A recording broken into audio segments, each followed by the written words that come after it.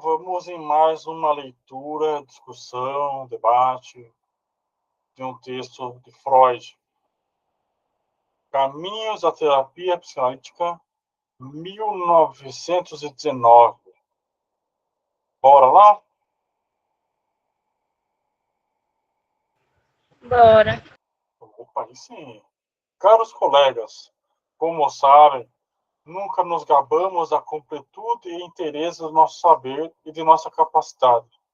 Estamos prontos, agora não menos que antes, a admitir as imperfeições de nosso conhecimento, aprender novas coisas e mudar nosso procedimento que puder ser melhorado. Agora que novamente nos reunimos, após anos de separação e duras provas, quero fazer um balanço do estado de nossa terapia, a qual devemos nossa posição na sociedade humana, e ver em que novas direções ela poderia se desenvolver. Definimos como nossa tarefa levar o doente neurótico ao conhecimento dos impulsos inconscientes, reprimidos, que nele existem, e para esse fim, descobrir as resistências que nele se opõem à tal ampliação do conhecimento de si. Pressão de tratamento do neurótico, né? Desvelar essas resistências garantirá sua superação? Nem sempre, sem dúvida. Mas esperamos chegar a esse objetivo, explorando a transferência ante a pessoa do médico, para fazer o doente partilhar nossa convicção da impropriedade das repressões ocorridas na infância e da impossibilidade de viver a vida conforme o princípio do prazer. Expus em outro lugar as condições dinâmicas do novo conflito através do qual conduzimos o paciente e que pusemos no lugar do anterior conflito da doença. No momento, eu não teria o que mudar nisso. Chamamos de psicanálise o trabalho mediante ao qual levamos à consciência do doente o material psíquico nele reprimido. A definição. Porque a psicanálise, que significa dissecação, decomposição, e faz pensar numa analogia com o trabalho que o químico realiza com substâncias que acha na natureza e leva para os laboratórios? Porque tal analogia realmente existe num ponto importante. Os sintomas e manifestações patológicas dos pacientes são, como todas as suas atividades anímicas, de natureza altamente composta. Em última instância, os elementos de tal composição são motivos, instintos, mas o paciente nada sabe desses motivos elementares, ou não sabe bastante. Nós lhe ensinamos a entender a composição dessas complicadas formações psíquicas. Fazemos remontar os sintomas aos instintos motivadores.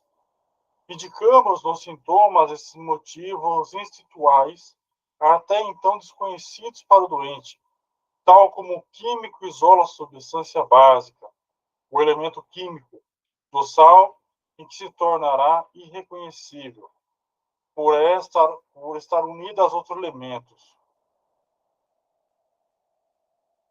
Também mostramos ao doente que, no caso de suas manifestações psíquicas não consideradas patológicas, a motivação delas não lhe era inteiramente consciente, que nelas tiveram participação outros motivos instintuais, desconhecidos para ele.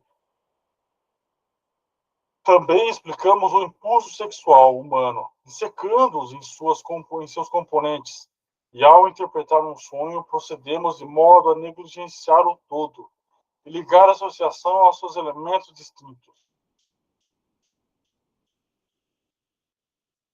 Essa justificada comparação da atividade médica psicanalítica ao trabalho bioquímico poderia resultar em estímulos para uma nova direção e nova terapia.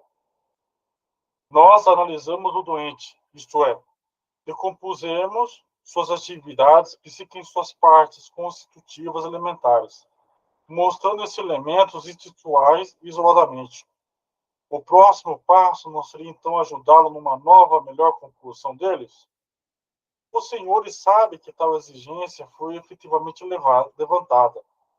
Disseram-nos que após a análise de uma psique enferma, deve ocorrer a síntese. E a isso logo se juntou a preocupação de estar fazendo a análise em excesso e síntese de menos. O esforço deslocar o peso da intervenção terapêutica para essa síntese. Uma espécie de restauração do que teria sido destruído pela vivisecação.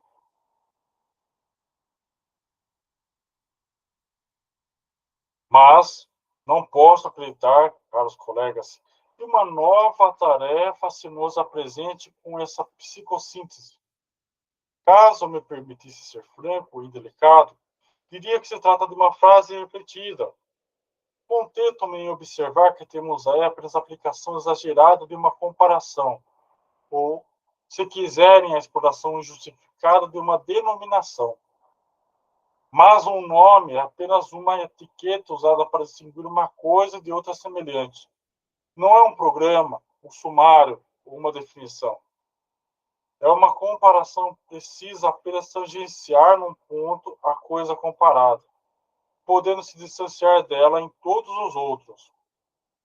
O psíquico é algo tão singularmente peculiar que nenhuma simples comparação pode refletir sua natureza.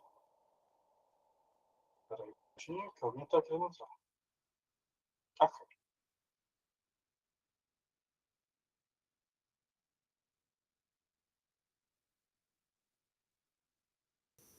Boa noite, boa noite, boa noite. Boa noite, Carla, tudo bem? Tudo bem? Estamos aqui no comecinho do texto aqui, estamos na página 4, tá? Tá ótimo. O psique é algo tão singularmente peculiar que nenhuma simples comparação pode refletir sua natureza.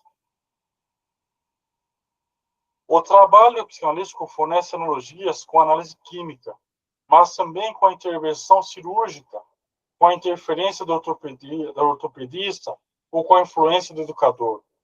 A comparação com a análise química é limitada pelo fato de que na vida psíquica lidamos com tendências, sujeitas à compulsão no sentido de unificar e combinar.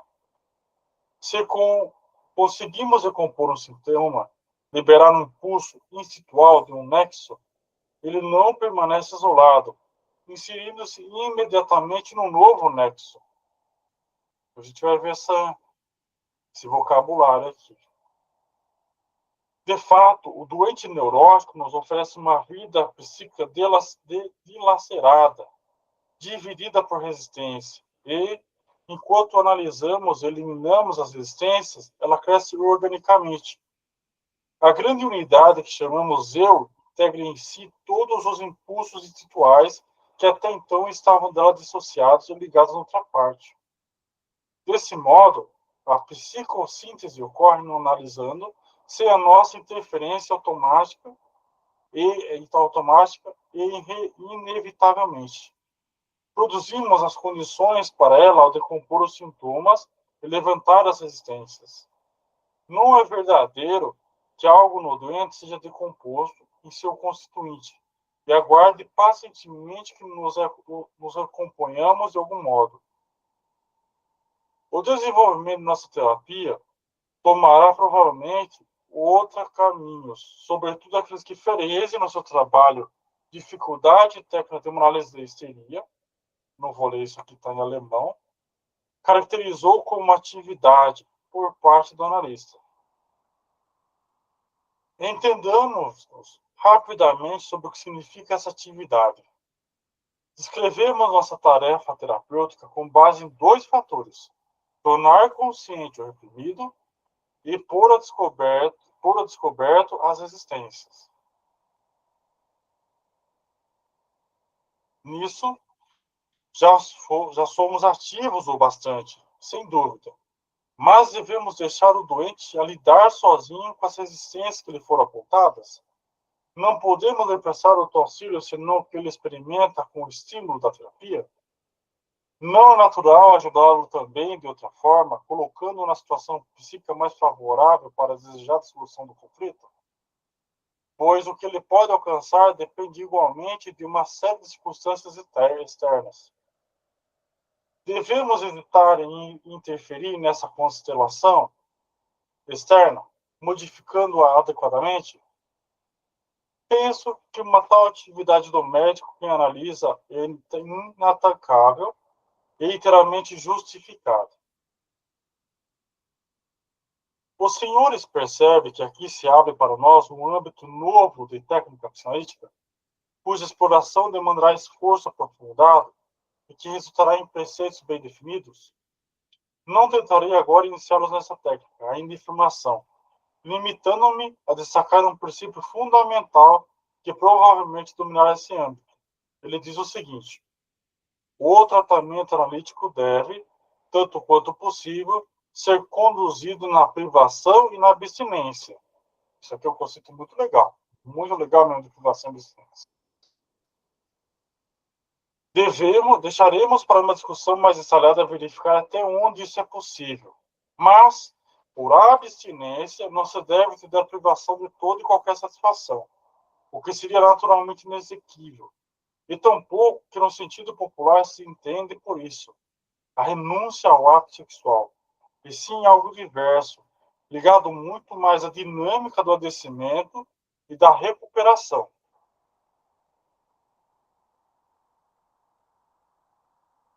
Os senhores recordam que uma frustração fez adoecer o paciente e que os sintomas servem como satisfação substitutiva.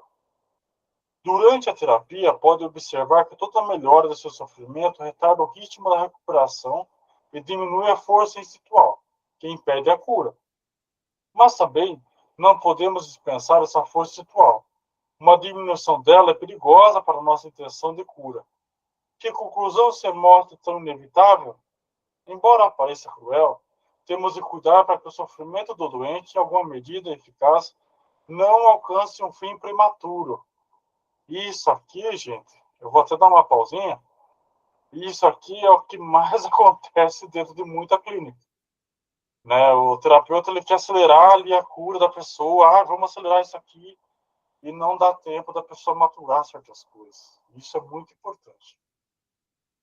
Tem alguma coisa para acrescentar, pessoal? Tudo tranquilo aí? Chegadinho? Tá ótimo. Quando é mitigado pela decomposição e depreciação dos sintomas, temos que restabelecê-lo em outra parte com uma privação sensível. De outro modo, corremos o perigo de nunca atingir senão melhoras modestas e pouco duradouras. O perigo ameaça principalmente dois lados, pelo que vejo. De um lado, o paciente cuja condição do doente foi abalada pela análise. Empenha-se bastante em criar no lugar de seus sintomas novas satisfações substitutivas não acompanhadas de sofrimento. Aproveita a imensa mobilidade da libido, parcialmente liberada para investir com o libido e elevar a satisfação substitutivas às mais diversas atividades, preferências, hábitos, incluindo aquilo que já existiam antes. Ela sempre acha novas distrações, assim, nas quais se perde a energia necessária para a terapia, e saber mantê-las secretas por algum tempo. É nossa tarefa detectar um a um esses desvios e exigir que renuncie a eles, por mais inofensivo que pareça a atividade conducente à satisfação. O indivíduo semi-curado pode enveredar por caminhos não tão inofensivos. No caso de um homem, por exemplo, ao buscar uma ligação prematura com a mulher, observamos, aliás, que matrimônios infelizes e enfermidade física são sucedâneos mais comuns da neurose. Sucedâneos. Satisfazem particularmente a consciência de culpa, necessidade de castigo, que faz tanto o doente se apegarem tesamente à neurose. Com um desastrado matrimônio, eles castigam a si mesmos, vem uma longa enfermidade orgânica como castigo do destino. Então, frequentemente, existem de prosseguir com a neurose. Em todas as situações, a atividade do médico tem de se manifestar como energética oposição às satisfações substitutivas prematuras. Para ele, será mais fácil, no entanto, prevenir um outro perigo que ameaça a força institucional da análise e que não deve ser subestimado. O doente busca satisfações substitutivas, principalmente na terapia mesma, na relação de transferência com o médico e pode, inclusive, procurar aí compensação para as outras renúncias que lhe são impostas. Algumas concessões devem ser feitas, maior ou menor, segundo a natureza do caso e a peculiaridade do paciente. Ou seja, não tem uma regra tão rígida assim. Mas não é bom que seja demasiado. O analista, que tendo o coração solícito, digamos, dá ao doente tudo o que um indivíduo pode esperar de outro. Incorre no mesmo erro econômico do que os sanatórios não analíticos são culpados. Esses objetivam apenas tornar tudo o mais agradável possível para o doente, a fim de que ele se sinta bem e goze lá e se refugiar das dificuldades da vida. Nossa, isso também está lotado. Isso também lota. Então, renunciam a torná-lo mais forte para a vida, mais capacitado para suas genuínas tarefas. Na terapia analítica, deve-se evitar todo mimo desse tipo. No que toca à sua relação com o médico, o doente deve conservar bastante desejos não realizados. É apropriado recusar-lhe justamente a satisfação que ele deseja de modo mais intenso e sobre as quais se manifesta de modo mais premente. Não creio haver esgotado o alcance da atividade desejável para o médico, ao afirmar que na terapia deve ser mantida a privação. Uma outra orientação da atividade analítica, como bem se lembrarão, já foi motivo de polêmica entre nós e a escola suíça. Recusamos-nos decididamente a transformar em propriedade nosso paciente, que se entrega à nossa mão em busca de auxílio, a conformar-se ao destino, impor nossas ideias e, com soberba de um criador, moldá-la à nossa imagem, nisso encontrando prazer. Isso também é tão comum. Ainda me atento a tal recusa, e penso que aí deve ser lugar da descrição médica e que precisamos ignorar em outros pontos. Também aprendi que o propósito terapêutico não requer em absoluto uma atuação assim abrangente para com o paciente. Pude ajudar pessoas com quais não possuía qualquer vínculo de raça, educação, posição social ou visão de mundo, sem incomodá-las em sua individualidade. É verdade que, então, no período dessa controvérsia, pareceu-me que as objeções dos nossos defensores, creio que Ernest Jones, em primeiro lugar, foram demasiado rudes e intransigentes.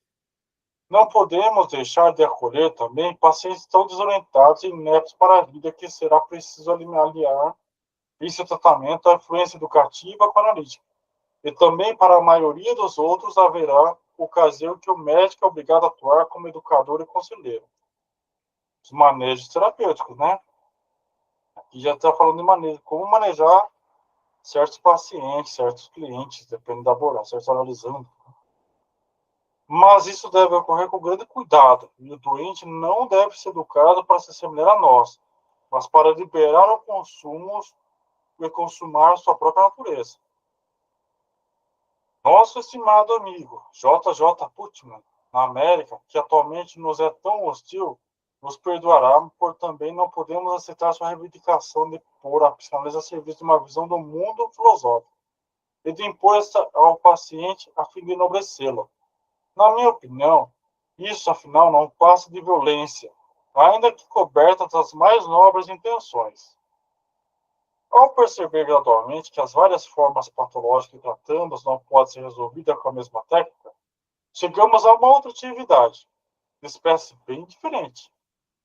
Seria prematuro discorrer pormenorizadamente sobre ela, mas dois exemplos podem esclarecer em que medida trata-se de uma nova atividade. Nossa técnica se desenvolveu no tratamento da histeria e continua direcionada para essa afecção. Mas as fobias já não nos fazem ir além do procedimento que adotamos até aqui. Dificilmente dominamos uma fobia, se esperamos até que o doente seja levado a abandoná-la mediante a análise. É preciso agir de outra maneira.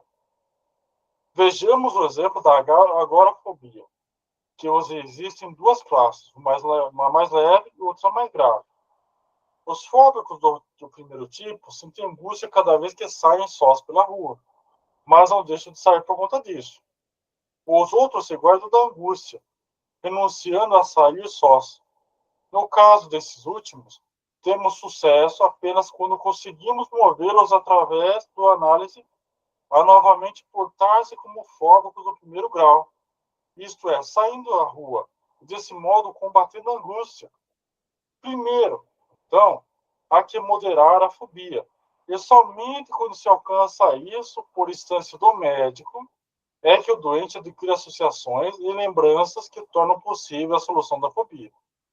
Ou seja, nada de pular etapa, né? Nada de ficar queimando etapa.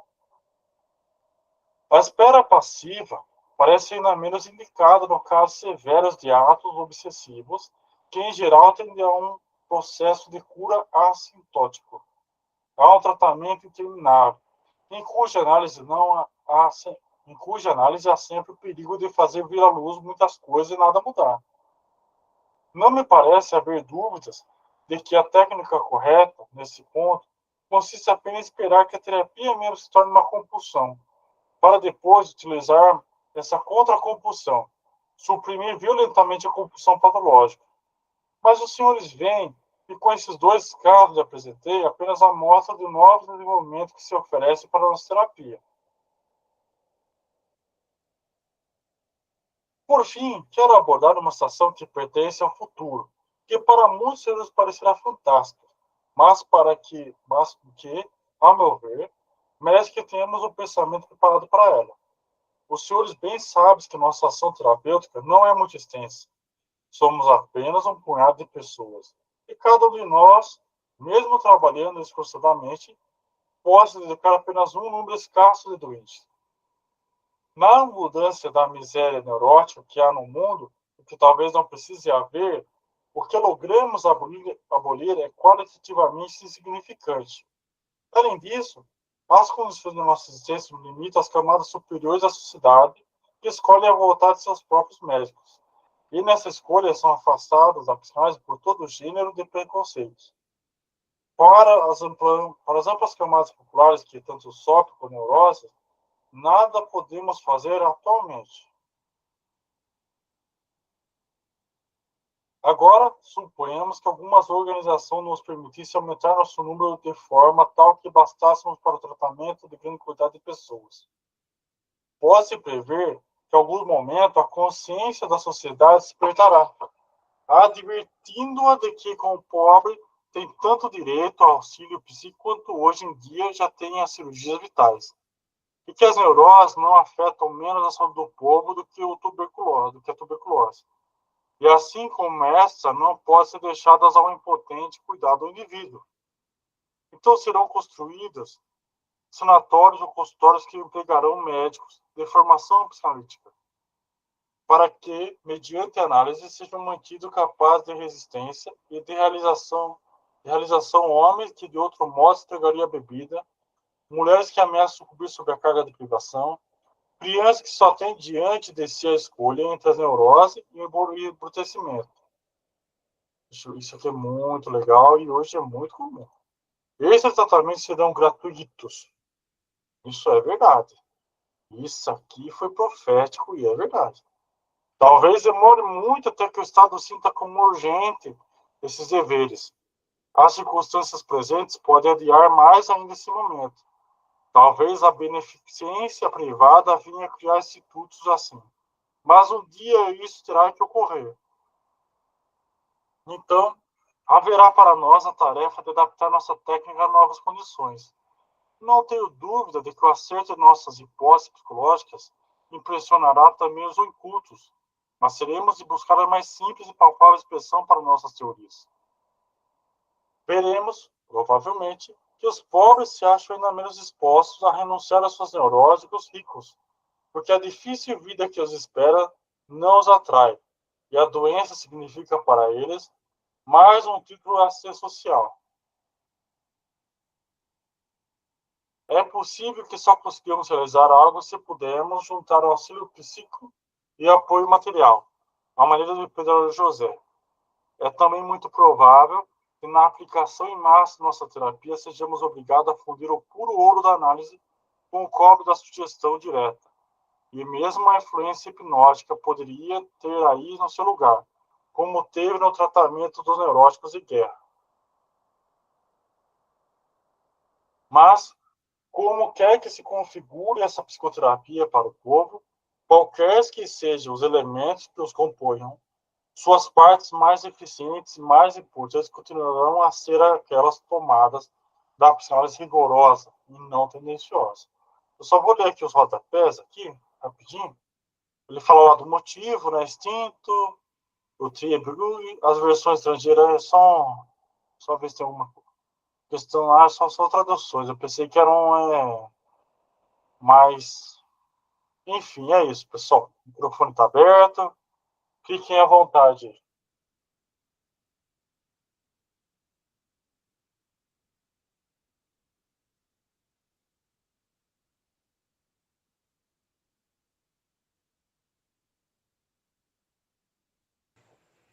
Eu tenho uma pergunta.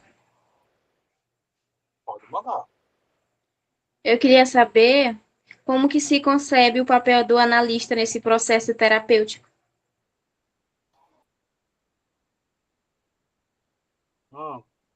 Explica um pouco melhor essa pergunta.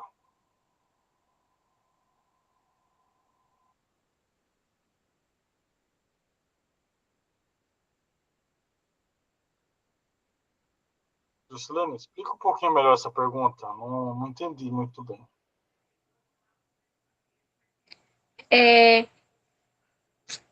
Como que se entende o trabalho do analista, né? O que ele deve fazer ou não fazer, como que ele se posiciona diante do paciente. Ah, tá. Bom, então, aqui ele vai falar no texto de algumas maneiras que ele vai se posicionar, alguns manejos clínicos, né? Então, talvez ele vai falar aqui, por exemplo, deixa eu pegar aqui só um minutinho.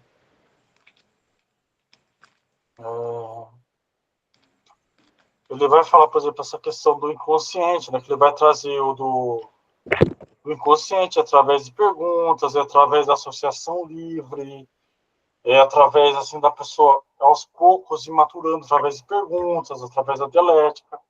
Essa é a postura, uma das posturas que o analista pode ter, né?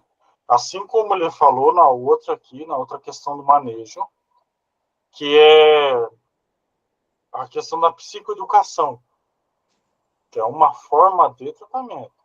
Porque tem pessoas que pode chegar numa clínica e não saber muitas vezes nem amarrar um sapato, né? E parece que não, mas até nisso daí às vezes o terapeuta tem que intervir. Faz sentido o que eu falei? Mais ou menos o que você queria saber? Pode falar, cara. Eu cheguei atrasada, eu peguei a parte do texto de vocês aí. Essa parte da psicoeducação seria a questão da trabalhar com o paciente, com a pessoa que você está ajudando, orientando a questão até da higiene do sono, né? Que às vezes as pessoas não sabem, né, o horário e não se conhece a questão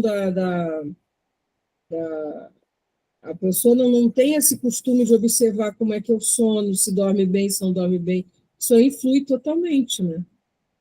Os nossos neurotransmissores, aí, o hormônio do crescimento, que a gente, quanto adulto, já tem menos, né?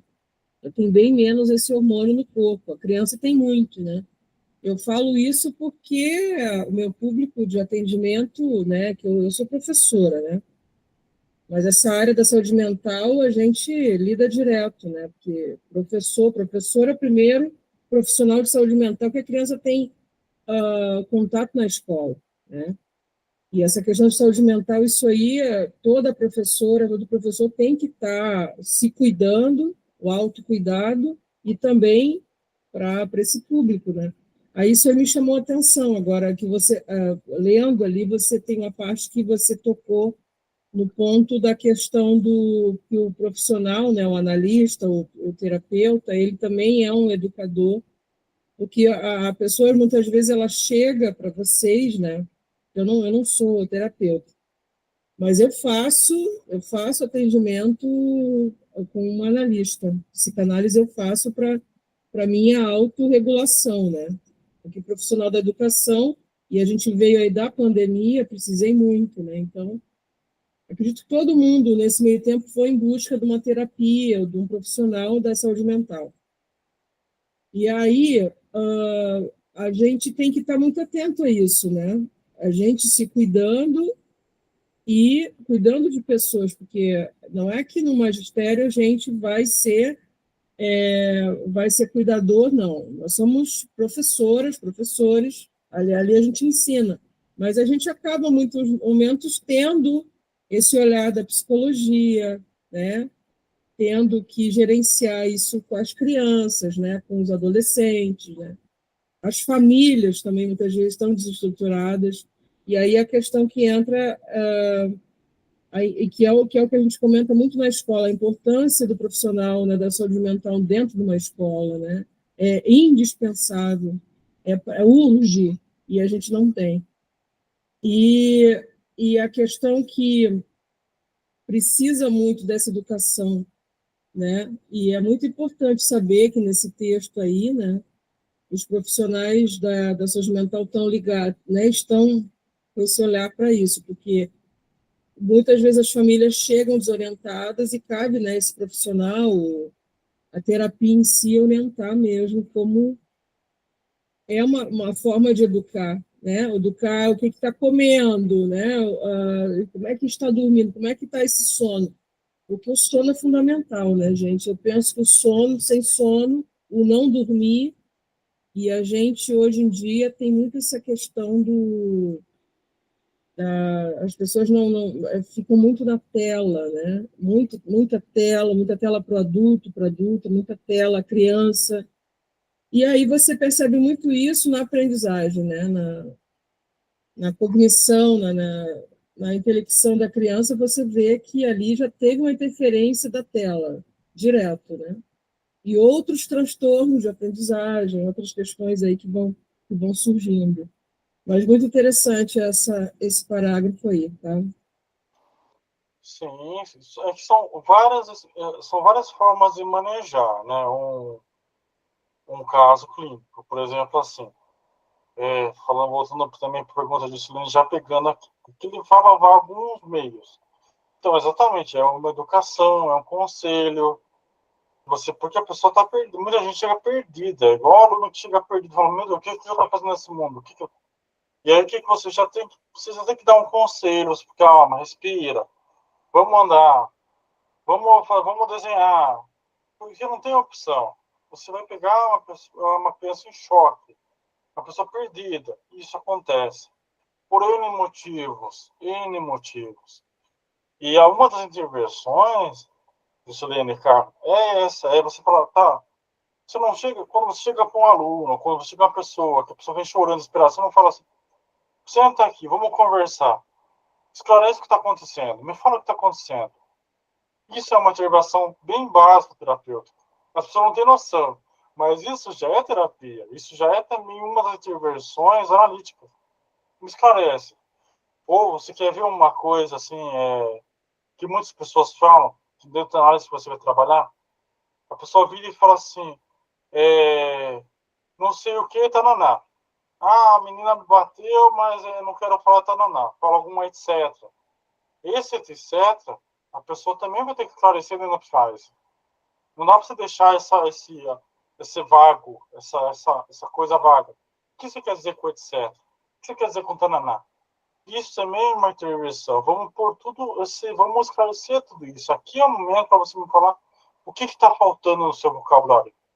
Aí é outra intervenção que você faz também. Então, Juscelino, para tentar te responder, existem várias formas de intervir dentro de uma clínica. Inclusive, você vai ser muitas vezes, igual ele falou aqui, muitas vezes você vê isso na escola também. Quando ele fala assim, tá, mas você. Cadê aqui? Que ele fala assim, ó. Quando ele fala que tem certos momentos que você não pode ser tão, ó, esse objetivo é transformar mais tudo mais agradável para o doente, a fim de que ele se sinta bem e gostar de lá e se refugiar da dificuldade da vida. Você vê, ó. Esse é um ponto que ele coloca, que muitas vezes a terapia ela perde o seu objetivo, porque ela só ficou uma fuga.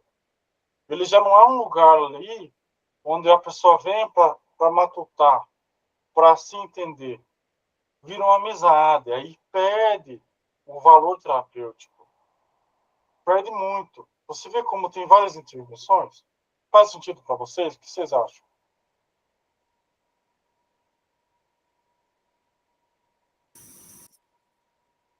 Eu acho que tem a ver, sim, o que você falou, e situações também assim que a gente não se sente à vontade para falar tal assunto. Já aconteceu, já, de não falar tal assunto, ficar, né, dando volta, fala um outro assunto, porque você não se sentiu à vontade, porque você não, não se sentiu à vontade para falar tal assunto. Aí você amadurece, no outro momento você pega e conversa sobre isso, né? Não sei, ou não conversa mais. É porque aquele momento ali é um momento único, né? Legítimo, e às vezes alguma palavra, algum conector ali que o analista, a profissional falou, já te intimida, né? E aí que está do profissional ter esse cuidado, né? Eu penso, eu não sou profissional, né, da área da psicanálise, nada disso, mas eu penso que tem que ter esse cuidado. Eu fico assim, como observadora, né, falando das minhas experiências com a sessão. A questão nem sempre tem muita sensibilidade. Eu não digo que todas as sessões que eu já fiz não tem muita sensibilidade, por isso que eu continuo fazendo. Mas, assim, a questão de não... Alguns momentos não é... Porque a gente não... O profissional, ele não está ali para falar o que você quer ouvir, né? Ele vai falar o que você precisa fazer, né? Pelo menos, como você falou, orientar, quem sabe esse caminho, né? Mas aí, muitas vezes é você que traz, né? Você que vai trazer o assunto a ser trabalhado, né? São várias linhas, né? Que vocês atuam, né? Mas não sei se foi mais ou menos isso aí, Rafael, que é Sim, um raciocínio. veja bem, aqui a gente pega, mais uma vez a gente volta no texto. Você vê como o texto está muito robusto. Por quê? Você está falando da resistência. Quando você dá essa volta para não falar de alguma coisa, ou quando você fica irritado, eu tenho certeza. Não sei se a Juscelene já foi já fez, já foi analisada, fez analisando, né? Já foi na psicanalista. Mas tenho certeza, cara, que deve ter coisa que a sonista falou, que você deve ter falado assim, vou matar essa mulher. Vou matar essa mulher. Se ela continuar falando, isso é resistência sua. É resistência sua. Que você vai falar, nunca mais eu volto aqui. Ficar com raiva, ficar com ódio. Eu também já senti isso também dentro da terapia. A vontade de falar, não vou malhar para essa mulher, nossa, eu vou furar o pneu do carro dessa mulher, desse cara, desse analista, vou arrebentar ele na bicuda. Acontece também, tá? Isso são o quê? Resistências. É natural. E o analista, vou falar uma coisa para vocês, o terapeuta, ele também corre risco de ser xingado e corre risco de ser agredido. Igual o professor, viu? Igual o professor. Você vai tocando em coisas que são sensíveis na pessoa, e a pessoa pode vir, sim, para cima de você, sim, e se sentir intimada, se sentir fragilizada e te agredir. Tá? Então, essa não é uma possibilidade remota, não é muito remota. Pode acontecer, sim, e a pessoa tem que se defender. Tanto é que, assim, eu estava numa clínica, né, onde eu fazia, né, o tratamento analítico, e era só mulher. E eu falei para minha psicóloga, falei, ó, viu, para minha psicanalista, eu falei, viu, só tem mulher aqui, isso é perigoso. Porque se aí entra um cara, você toca em um ponto que ele é fragilizado, ele vai querer te agredir. E acredite, vai acontecer isso mesmo. Porque o cara você vai tocar em pontos frágeis, em pontos sensíveis, em pontos onde ele vai se sentir delicado, vai pegar isso é perigoso de verdade. De verdade. É de verdade. Não é uma brincadeira. Tá? Pode falar. Eu não sei se tem a ver o que eu vou perguntar agora, Porque aqui, claro, não é estudo de caso, né? Aqui não é estudo de caso, a gente está lendo o texto, mas assim, surgiu agora uma dúvida. Eu, pelo menos, eu tive uma psicóloga que me atendeu no momento aí que eu necessitei, por alguns lutos, né, que eu estava passando, passou. Atualmente, eu já estou há 5 anos me tratando, fazendo tratamento de higiene mental, saúde mental, com um psicanalista. Homem, e eu estou me identificando na questão até por ter, né, a questão do o masculino e o feminino, né? Eu vejo, assim, muito a importância disso, porque agora a questão do equilíbrio, né, do sagrado feminino com o sagrado masculino. Ânima e ânimos, né? Eu vejo na igualdade, isso agora, eu não via.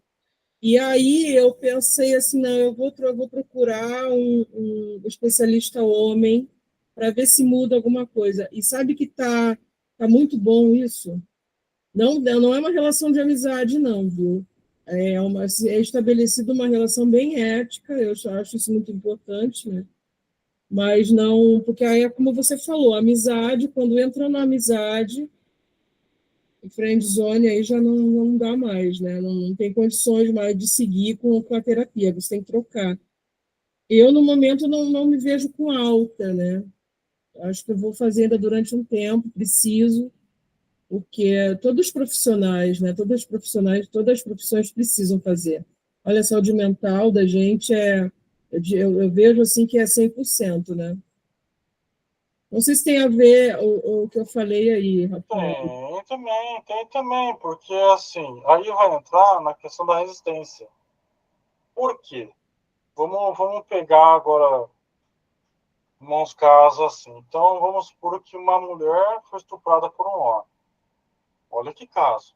Dificilmente ela vai querer fazer análise com o homem. Por quê? Porque a análise ela também é uma intimidade. É por isso que acontece dessa coisa, você já deve ter visto falar, a Juscelina também já deve ter visto, o caso onde o analisanda se apaixona pelo analista.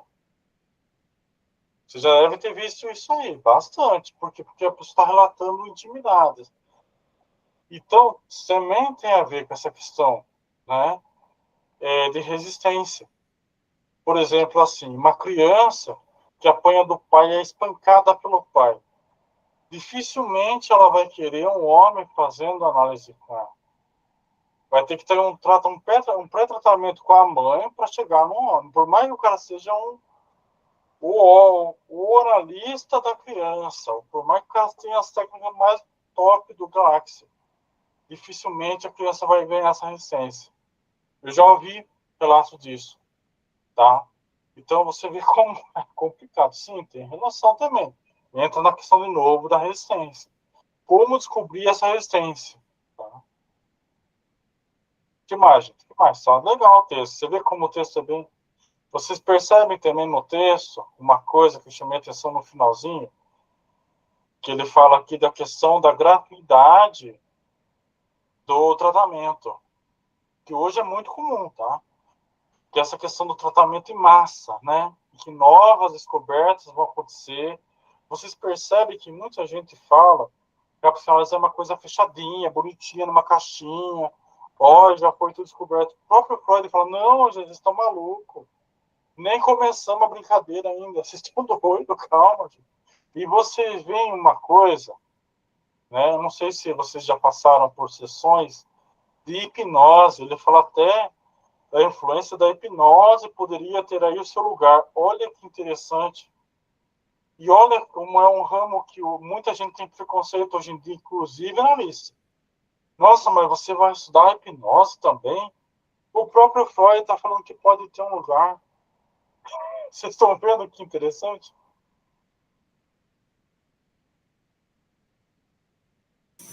Eu não tenho experiência de hipnose, não. Eu até gostaria eu não tenho essa experiência de tratamento, né, com a hipnose. Mas eu penso que isso aí é trabalhar muito inconsciente, né? Vai muito no inconsciente, você vai resgatar muitas, né? Muitas caixas lá que estão abertas, né? Que estão as desestruturas, né, da mente, né? Aí que está do profissional você ter muita capacidade, estar capacitado para isso, né? Porque não é brincadeira. Não é qualquer profissional que lida com isso também, né, Rafael? Sim, exatamente. Não é qualquer um. Mas é para vocês verem como há muitas pessoas falam assim, poxa, mas até hipnose, mas Freud não tinha, não, ele não descartou a hipnose, ele está recomendando de novo.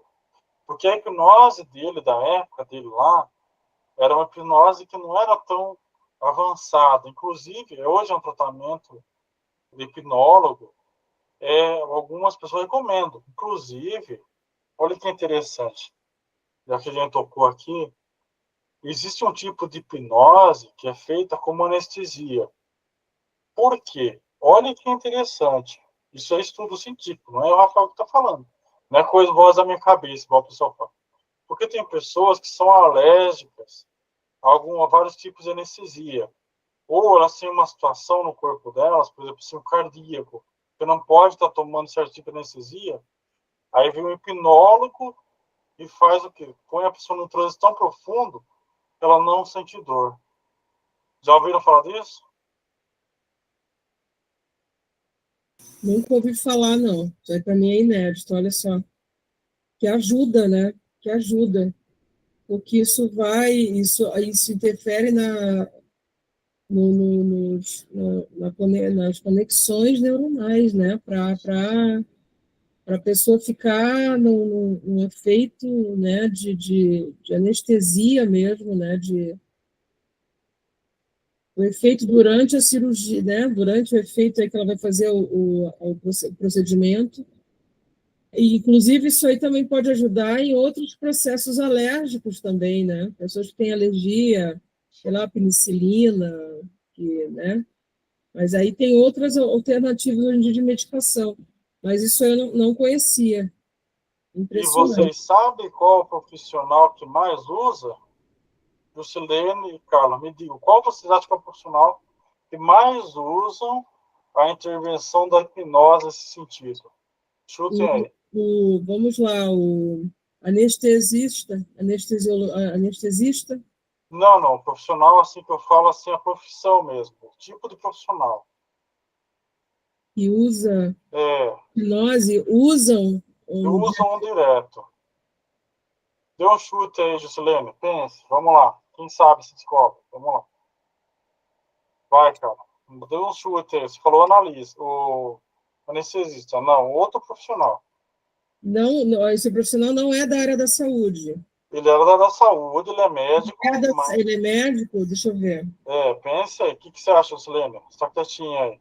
Vou colocar aí porque eu utilizo também essa técnica. É o acupunturista, o médico acupunturista? Não, também. Também O não. que você acha, Silene? Dê um chute. Não sei. Não sabe? Tá, Tá, vamos lá, Rafael, mais uma. vai. Um ortopedista? Não. Vou revelar para vocês. O dentista. Faz sentido. Muito sentido. Muito Ele, sentido, claro. Ele é direto, imagina. entendeu? São eles que estão, eles pegaram esse negócio da hipnose. Por quê? Porque muita gente, porque chega toda hora pessoas com problema cardíaco Sim. dentro da clínica e não pode tomar anestesia. Pode ter algum tipo de alergia, igual você falou. Olha onde a gente foi parar. Caramba, Começou. dentista, olha só, nem passou pela cabeça, sim, porque a importância, né, a cada dentária, ó, né, que está direto, né, a ligação com o coração e cérebro, né? Por isso que, né, a questão da higiene dental, isso é importantíssimo, né? Você A vê? ligação, né, que se tem com tanto, né, cérebro com a parte toda, né, veias, tudo, as artérias, né, que vai, né, nessa região é muito delicado, né, muito e a importância do que os dentistas mesmo dizem sempre, né, o tratamento, cuidado aí, porque olha só, não tinha ideia. Mas, Rafael, todos esses profissionais atuais, eles têm esses estudos ou alguns ainda têm resistência com isso? A maioria tem resistência à hipnose. Não querem estudar a hipnose, acham que é pseudociência, acham porque tem aquela coisa. Porque o Freud, no primeiro momento, ele tinha falado assim, a hipnose não funciona. Tinha dado um porquê da hipnose não funciona.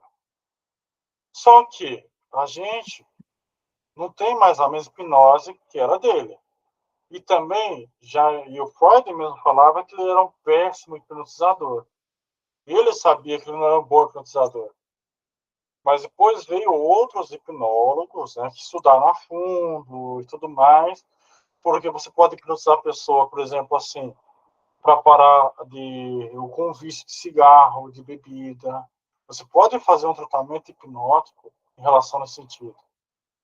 Então, assim, não é, dentro da psicanálise ainda existe bastante resistência a isso. Tenho certeza que algumas pessoas que vão ouvir depois disso aqui vão falar, não, mas eu não sei o que lá. Não, mas não é assim. Então vai ter que refutar o Freud, se vira. Pode mandar ver. No caso, Rafael, também para compulsão por chocolate, né? Compulsão por qualquer tipo de compulsão também, atua também nisso.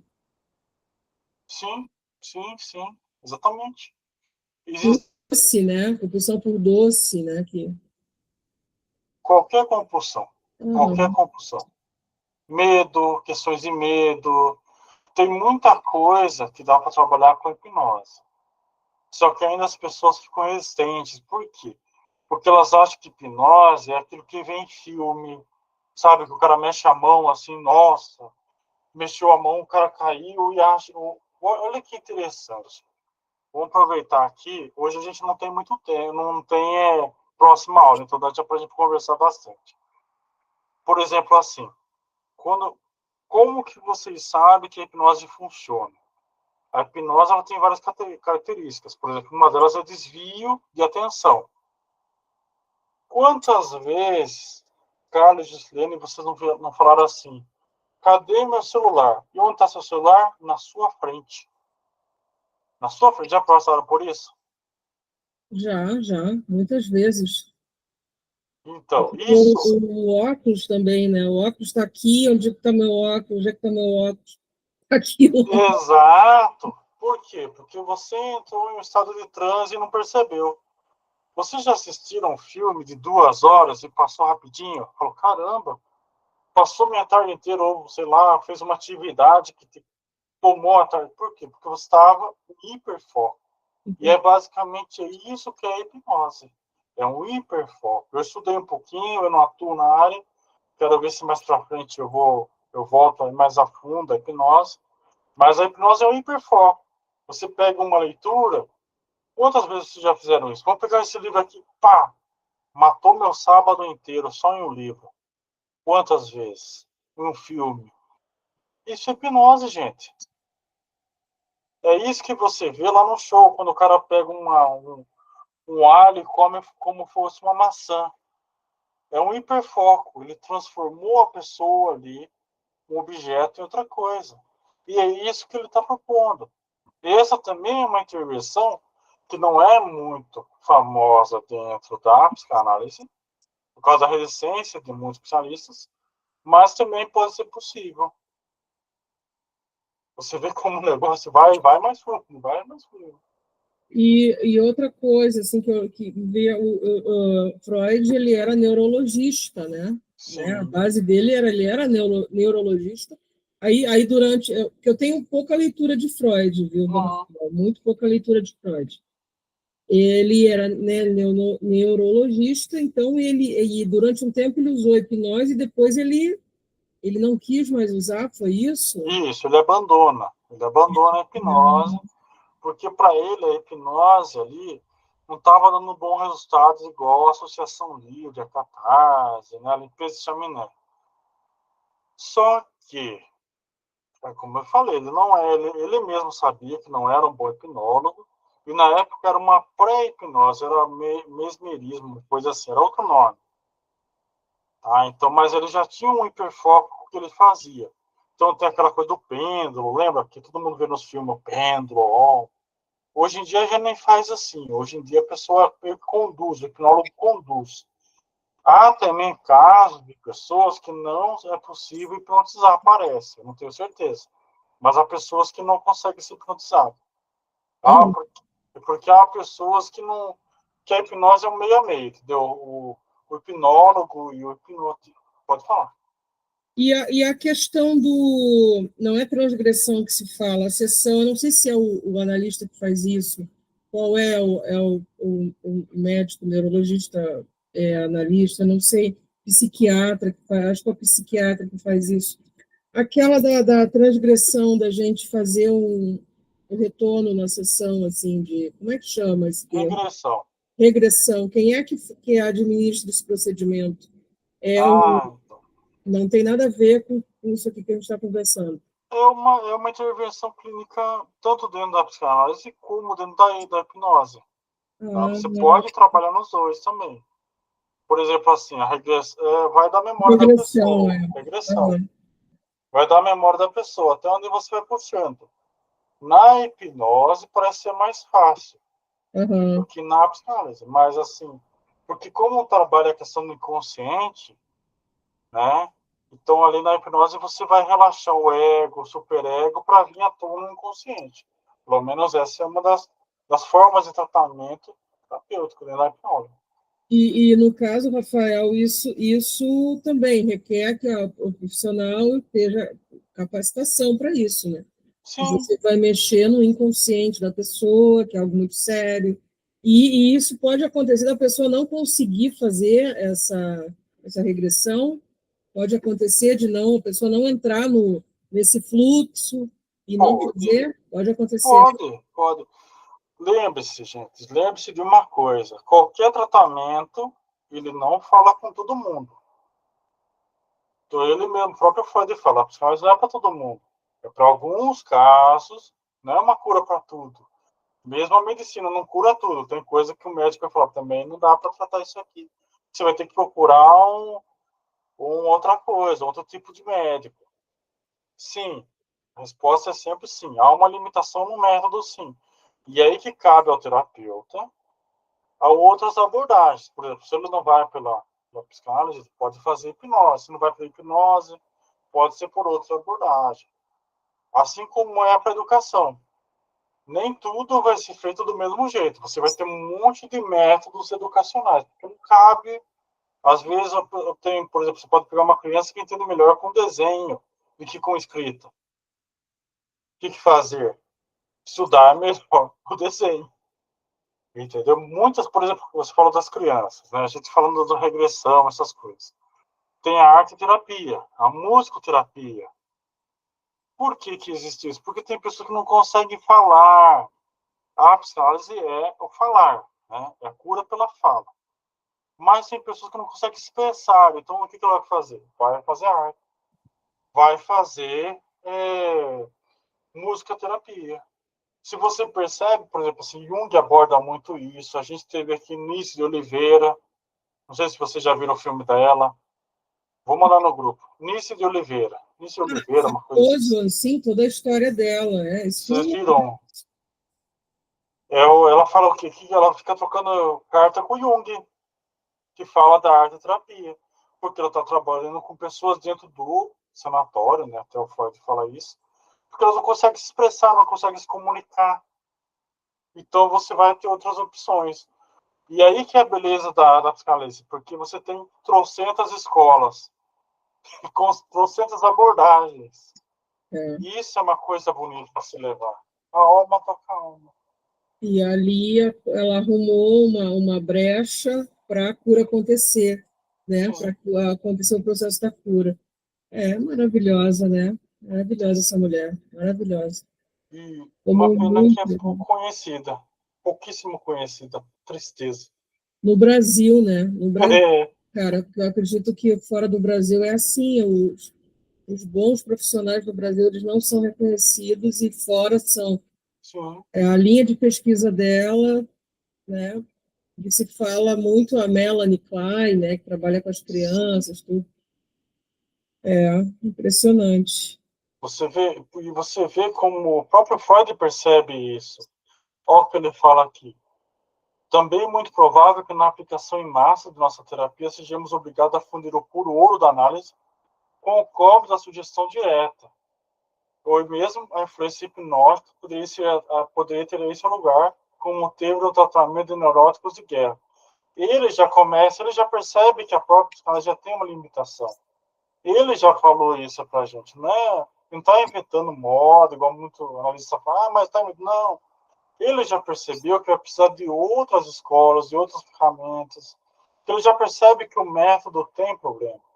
Olha, ele está falando de neuróticos de guerra.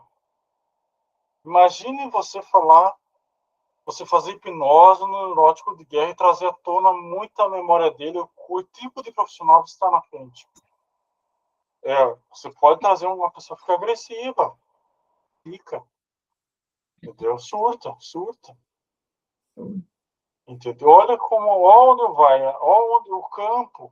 Por isso que ele fala do caminho da psicanálise, porque tem um monte de caminho. Você não vai tratar, por exemplo, uma criança que é introspectiva da mesma forma que uma pessoa que é extrovertida, que uma criança extrovertida. Você pode perceber, por exemplo, a gente falou da arte terapia. Tem criança que não fala. Mas bota um piano na frente, bota um violão na frente, arrebenta. Vocês viram que tem uma menina lá, que foi na American Got Talent, que ela é cega e autista? Só que na hora que... Vocês já viram esse vídeo? Qual, Rafael? Do American Got Talent. Não. Tem uma menina que é autista e ela é cega. Uhum. Mas bota ela na frente do piano, a menina destrói o piano. Por quê? Porque ela se comunica através da música. As compensações, né? Compensações, exato. Compensações, ela não tem a percepção da pessoa com deficiência visual. A gente não tem ideia, né, Rafael, da possibilidade de inteligência que essa pessoa, no caso, que não escuta, né? O surdo, pessoa com cega, né? Uhum. É impressionante. A gente, né, no caso, Vitor Normais, né?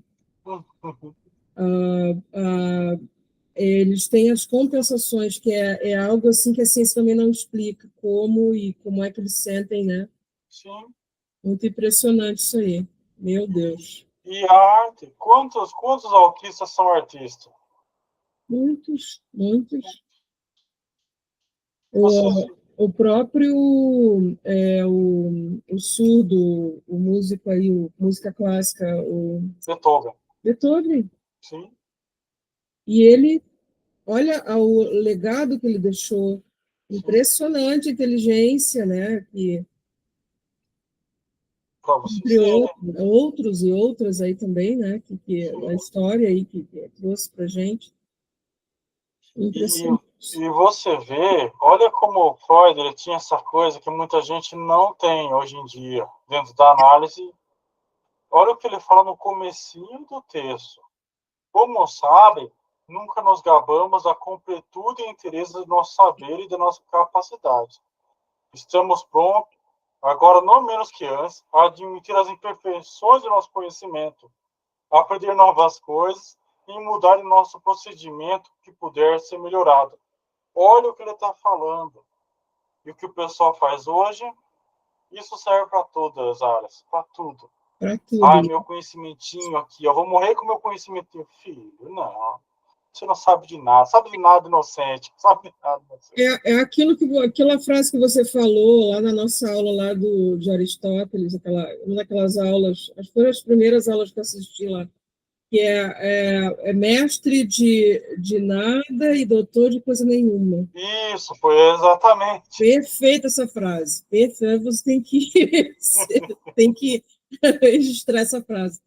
Porque a arrogância, o ego adoecido que a gente mais vê, né? E aí está aí a filosofia, está tudo aí para comprovar que quanto mais a gente sabe, mais humildade. Vamos vestir a sandalinha da humildade. Exato. Vamos lá, porque aí é o meu conhecimento, nossa, mas e aí aquela pessoa que está precisando de você, e você vai com toda aquela arrogância, não, porque eu sei,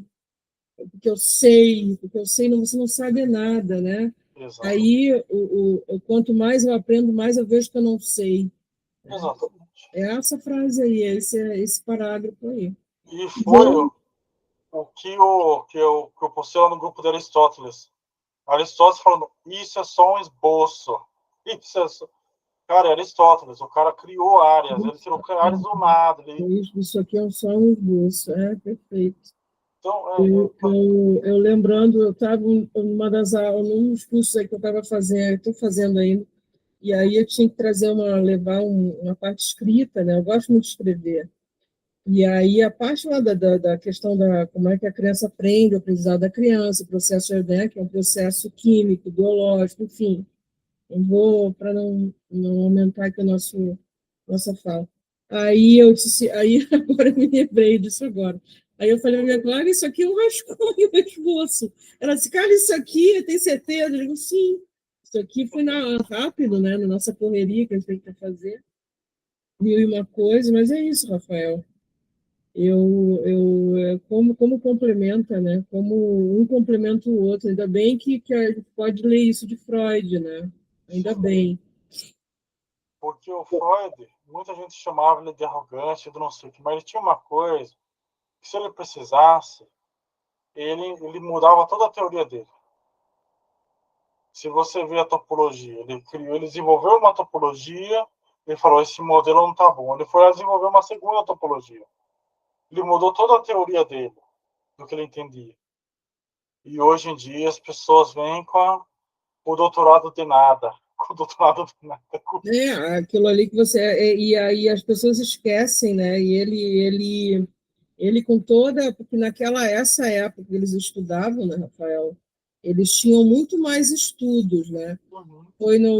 Foi ali no nosso grupo do Aristóteles que eu nem sabia, né? Que eles poderiam escolher naquela época. Eu queria ter estudado nessa época, porque aí você estudava medicina junto com filosofia, com psicologia, com tudo. Hoje em dia a gente, né? Você vai numa área específica, você não tem as outras, né? Você gosta de outras áreas de conhecimento, eu também, né? A gente vai articulando e essa falta, né? Que nessa época que eles estudaram era muito mais completo, né? Era uma educação muito mais coesa, muito mais, né? E com sensibilidade, por dizer que não, esse legado todo, mesmo a estrutura, a vida que o Freud teve, né? Que não foi fácil, ele teve toda essa possibilidade aí, trazer isso para a gente, esse conhecimento, né? Pois é, você vê como isso que é legal dos estudos, e isso é tão interessante estudar esse pessoal, igual a gente está fazendo, tanto no grupo de Aristóteles como aqui. Ver que mesmo eles, com o super conhecimento que eles têm, que são super mesmo, tanto Freud como Aristóteles, não são pessoas que você chegaria e falar assim, me explica tal coisa, e o cara vai dar um parágrafo. Não. É coisa que é chumbo grosso. É igual a gente falou, das voadoras no peito. Já chega na voadora no peito. A gente viu ontem, na poética lá, ontem o que ele fez ali é... E ele sendo humilde, falando, eu não entendo, mesmo Sócrates naquela frase, só sei que nada sei, aí você começa a perceber o quão profundo é essa frase e como ela foi banalizada. Você dá um contraste. Quando você começa a estudar, você fala, caramba, realmente, Sócrates tinha razão.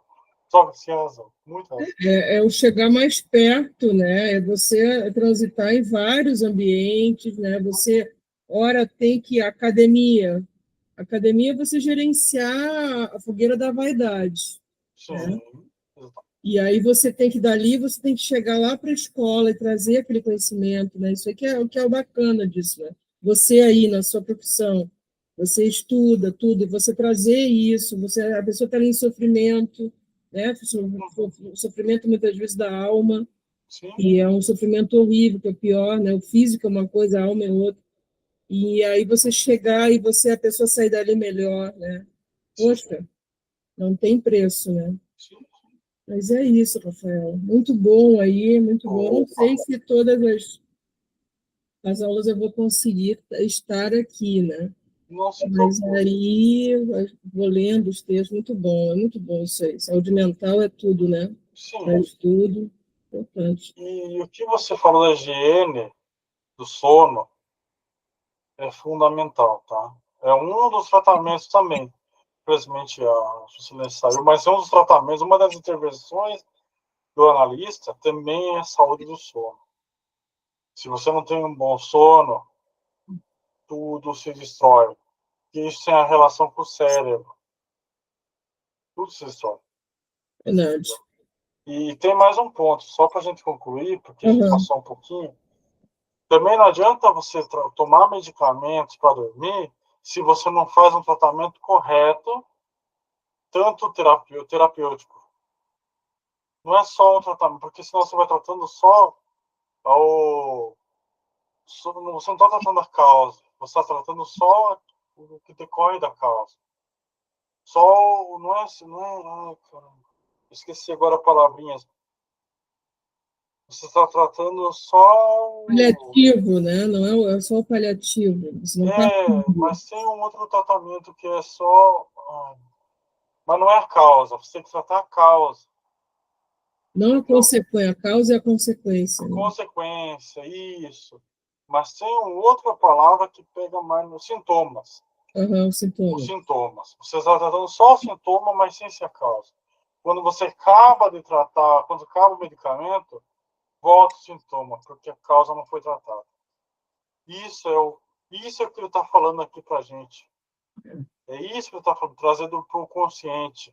O que está acontecendo? Não é só você tomar um medicamento relaxante para dormir, ou coisa do tipo. Não. É ir mais a fundo. E essa é que é a grande coisa que vem na análise. Tá bom? Deixa eu parar aqui. Ótimo, tá ótimo, Rafael. Muito obrigada aí. Até semana que vem. Semana que vem.